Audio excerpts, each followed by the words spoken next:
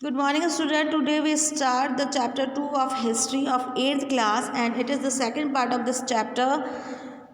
हम इस टॉपिक पर थे कि कंपनी ऑफिसर बिकम नवाब, कंपनी के अफसर नवाब बन बैठे। किस तरीके से कंपनी के जो ऑफिसर्स थे वो नवाब बन गए मतलब जो उन्होंने कठपुतली जो नवाब थे उनको हटा दिया था और कंपनी ने सारा बंगाल पर नियंत्रण कर लिया था। तो अब इस चीज़ का क्या मतलब है कि ऑफिसर्स नवाब बन गए। What did its means to be Nawab? Its means of course that the company acquired more power and authority, but it also meant something else. Each company servant began to have the vision of living like nawabs.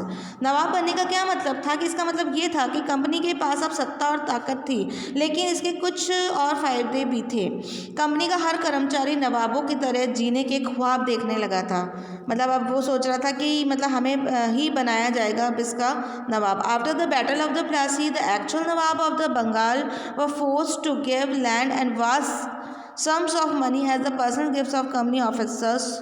Robert Clive himself amassed a fortune in India.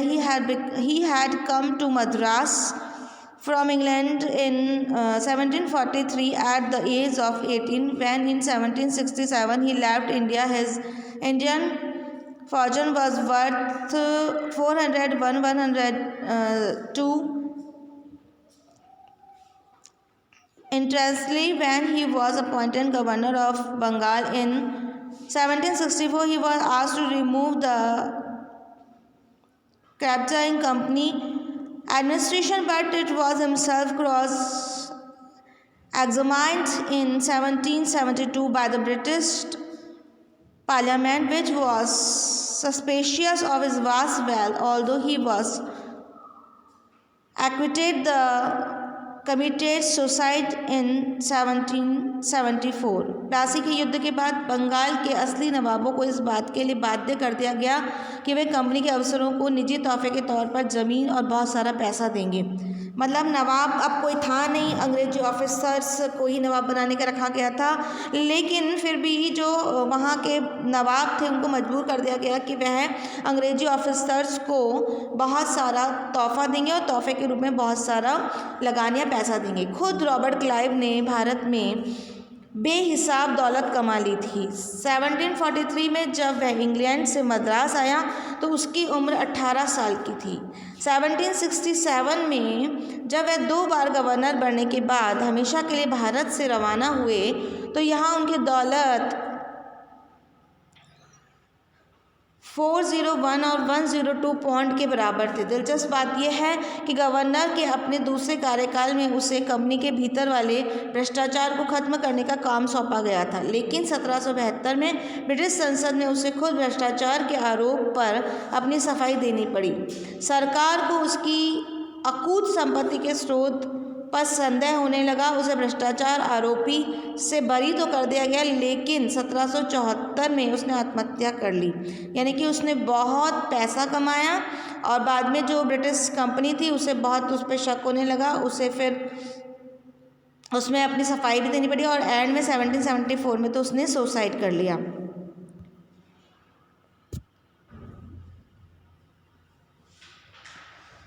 Company rule expense.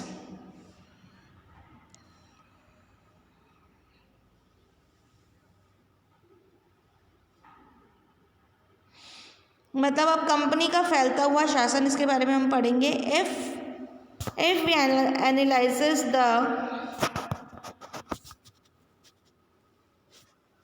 process of annexation of India's states by the East India Company from 1757 to 1857, certain key aspects emerged. The company rarely launched a direct military attack on an unknown territory. Instead, a use of a variety of political, economic, and diplomatic methods to extend his influence before annexing an India kingdom. After the Battle of the Buxar, the company appointed residents in India states. They were political or commercial agents, and their jobs were survive and further the interest of the company. So the resident, the company official become interfering the internal affairs of company states. They tried to decide who was to be the successor to the throne and who was to be appointed in administration posts. Sometimes the company forced the states into a subsidiary alliance. According to the terms of the alliance, Indian rulers were not allowed to have their independent armed force.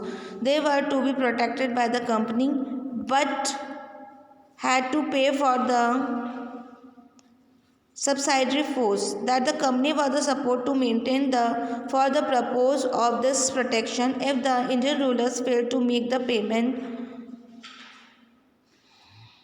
then the part of their territory was taken away as a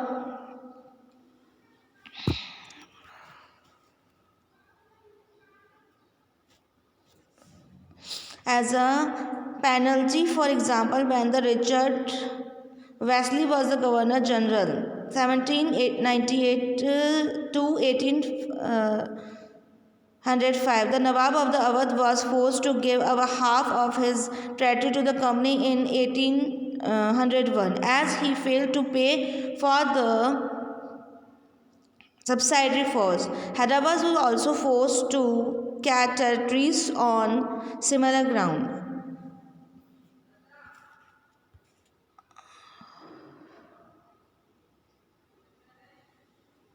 यदि हम 1757 से 1857 के बीच east India company के द्वारा भारत पर जो कब्जे की प्रक्रिया को देखें तो कई महत्वपूर्ण पक्ष सामने आते हैं, यानी कि कई महत्वपूर्ण बातें हमें देखने को मिलती है।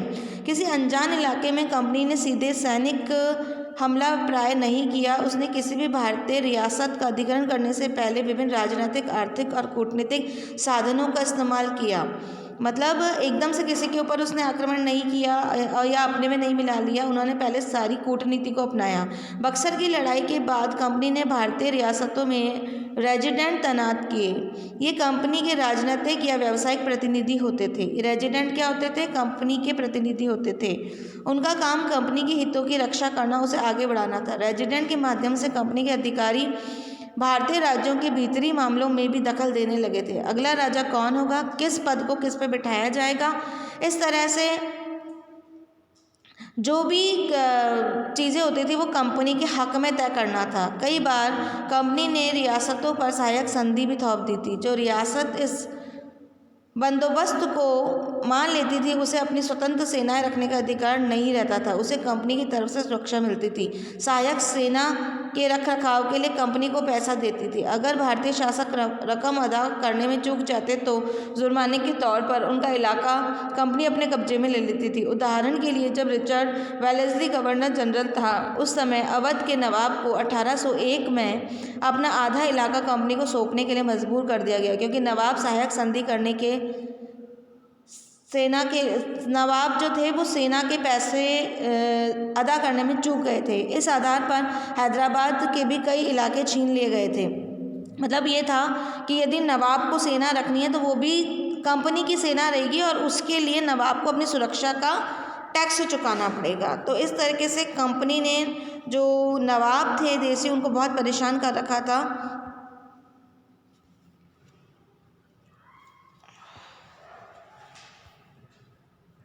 रेजिडेंस के बारे में बता ही दिया गया है कि रेजिडेंस का मतलब होता है कि कंपनी द्वारा कुछ प्रतिनिधि रखे जाएंगे जो कि जो देसी रियासत के राजा हैं उनके अंदर हस्तक्षेप करेंगे। तो ये नेक्स्ट टॉपिक है जो मैंने आपको समझा दिया। अब हम टीपू सुल्तान के बारे में पढ़ेंगे। Tipu Sultan the tiger of the Mysore. Tipu Sultan शेर मैसूर के नाम से प्रसिद्ध है।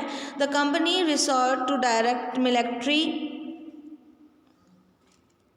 confusion when it saw threat to its political or economic interests. This can be illustrated with the case of the southern India state of Mysore. Mysore had grown in state under the leadership of powerful rulers like Hyder Ali, ruled from 1761 to 1782, and his famous son Tipu Sultan ruled from 1782 to 1799. Mysore controlled the profitable trade of Malabar coast, where the company purchased paper and cardamom. In 1785, Tipu Sultan stopped the export of sandalwood, paper and cardamom through the port of his kingdom, and this allowed local merchants from trading with the company. He also established a close relationship with the French in India and modernized his army with their help. अब हम इसके अंदर टीपू सुल्तान के बारे में पढ़ रहे हैं कि जब कंपनी को राजनीतिक आर्थिक हितों पर खतरा दिखाई दिया तो कंपनी ने प्रत्यक्ष सैनिक टकराव का रास्ता भी अपनाया। दक्षिण भारतीय राज्य मैसूर के उदाहरण से ये बात समझ में आती है।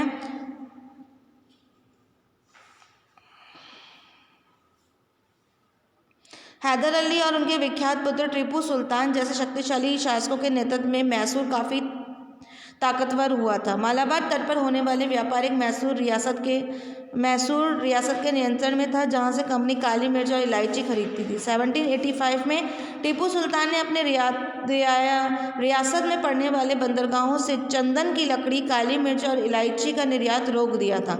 सुल्तान ने स्थानीय सौदागरों को भी कंपनी के साथ कारोबार करने से रोक दिया था। टीपू सुल्तान ने भारत में रहने वाले फ्रांसीसी व्यापारियों से घनिष्ठ संबंध विकसित कर लिए थे और उनकी मदद से अपनी सेना का आधुनिकीकरण किया था।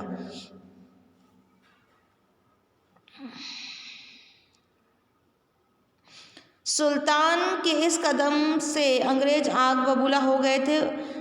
उन्हें हैदर अली और टीपू सुल्तान बहुत महत्वाकांक्षी, घमंडी और खतरनाक दिखाई दे रहे थे। अंग्रेजों को लगता था कि ऐसे राजाओं को नियंत्रित करना और कुचलना जरूरी है। फलस्वरूप मैसूर के राज के साथ अंग्रेजों की 4 बार जंग हुई। Srirangapattam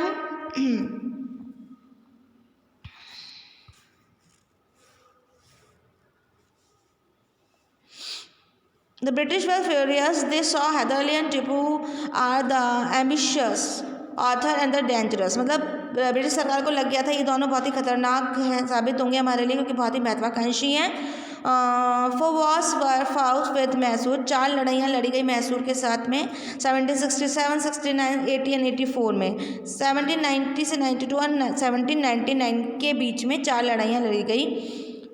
Only the last, the battle of Srirangpattam, did the company ultimately win the victory. Tipu Sultan was killed defending his capital, Srirangpattam. Mysore was placed under the former ruling dynasty of the Vajras, and the subsidiary alliance for the imposed on the state. तो जब ऐसा लगा कि भाई टीपू सुल्तान और हैदर अली तो बहुत ही खतरनाक होते जा रहे हैं, इनको नियंत्रित करना और कुचलना बहुत ज़रूरी है, तो 4 लड़ाई हुई और आखिर में कंपनी को सफलता मिल गई। इसमें टीपू सुल्तान अपनी राजधानी की रक्षा करते हुए मारे गए। मैसूर का राजकाज पुराने वडियार राजवंश के हाथों में सौंप दिया गया और इसके साथ ही मैसूर पर सहायक संधि सौंप दी गई। ये जो नीचे आपको चित्र दिखाई दे रहा है, ये एक विशालकाय मशीन खिलौने की तस्वीर है, जिसमें नकली का शेर है और यूरोपीय सिपाही को दिखाया गया है। War with the Marathas. मराठों से अब क्या लड़ाई हुई उसके बारे में हम पढ़ेंगे। From the late 18th century of the company also south of the Crab and adventure destroy Maratha power with their defeat in the third battle of Panipat in 1761. Marathas' dream of the ruling from the Delhi was the shelter. They were divided into many states under difficult chiefs belonged to the dynasties such as the Sindhya, Holkar, Gaikwad and Bhosle. These chiefs were held together in the conference under the Peshwa, who became its effectively military and administrative head based in Pune. Mahadaji Scindia and the Nana Fadnavis were two famous Maratha soldiers and the statesmen of the large 18th century. 18वीं शताब्दी के आखिर से company मराठों की ताकतों से भी परिचित हो गई थी और उन्हें क्योंकि वो भी बहुत पावरफुल थे तो उन्हें ख़त्म करने की सोचने लगी थी। 1761 में पानीपत की तीसरी लड़ाई में हार के बाद दिल्ली से देश का शासन चलाने वाले मराठों का सपना चूर चूर हो गया। उन्हें कई राज्यों में बांट दिया गया। इन राज्यों की भागदौड़ सिंधिया, होलकर, गायकवाड़, भोंसले जैसे अलग अलग राजवंशों के हाथों में थी। ये सारे सरदार एक पेशवा के अंतर्गत थे और इसका जो प्रशासकीय प्रमुख होता था वो पुणे में रहता था। माताजी सिंधिया और नाना फडणवीस 18वीं सदी के आखिरकार दो प्रसिद्ध मराठा योद्धा थे और राजनीतिज्ञ थे।